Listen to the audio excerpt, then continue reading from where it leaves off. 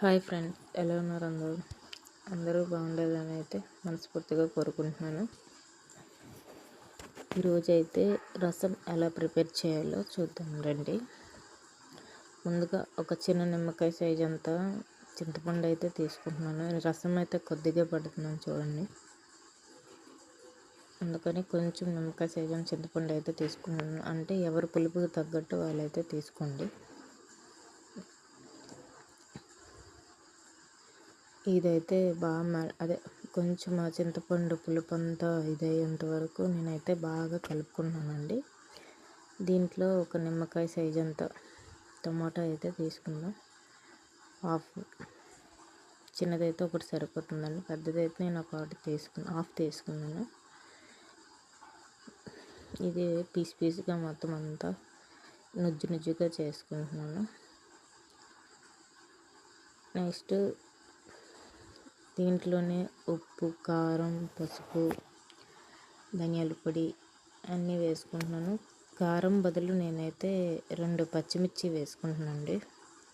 2 అయినా 3 అయినా అలా అయితే బాగుంటుంది. మరీ ఎక్కువ కారం అయితే కొంచెం నేను ఇవ్వండి ఉప్పు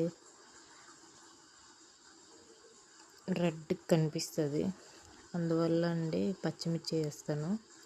మరి ఎక్కువ కారమైన తినరు కనుక.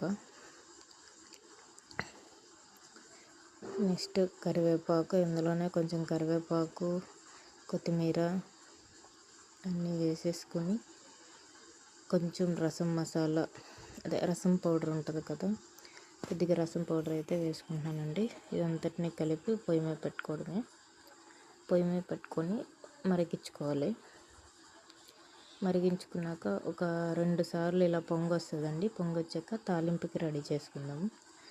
చిన్నగా ప్యాన్ అయితే పెట్టుకున్నాను స్టవ్ మీద. దాంట్లో కొంచెం ఆయిల్ పోసుకున్నాను. దాంట్లోన వాము, ఆవాలు, నెక్స్ట్ జీలకర్ర. ఫస్ట్ అయితే వాము వేసుకోవాలండి, కొంచెం టేస్ట్ మారుతుంది. నెక్స్ట్ ఆవాలు, జీలకర్ర, పోపు దినుసులు అన్నీ వేసుకోవాలి. నెక్స్ట్ అల్లం కొంచెం వేసుకున్నాను. నెక్స్ట్ వెల్లుల్లి,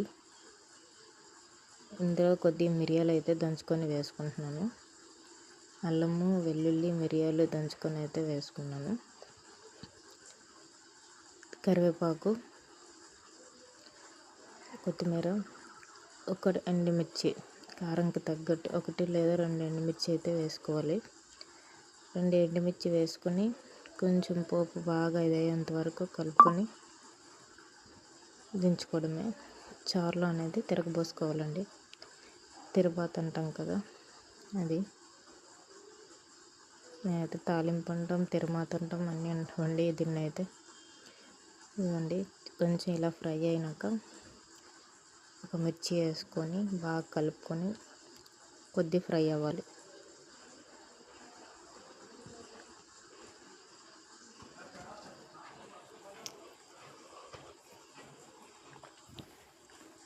ఈ ఫ్రై అయిన దాన్ని రసంలో అయితే పోసేసుకోవాలండి. ఇది కొంచెంసేపు రసంలో వేసుకొని రసం అనేది మరగాలండి. వెంటనే స్టవ్ ఆఫ్ చేసేయకూడదు.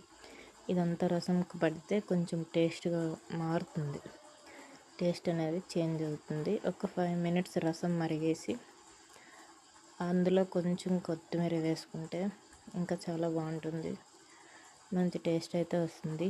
నేనైతే రసం ఇలా చేస్తాను నా స్టైల్లో. మీ స్టైల్లో మీరు ఎలా చేస్తారు కామెంట్ చేయండి, షేర్ చేయండి, సబ్స్క్రైబ్ చేయండి. చాలా బాగుంటుంది. ఒక 5 మినిట్స్ హైలో పెట్టుకొని కొంచెం ఇది అనేది పొరలాలి.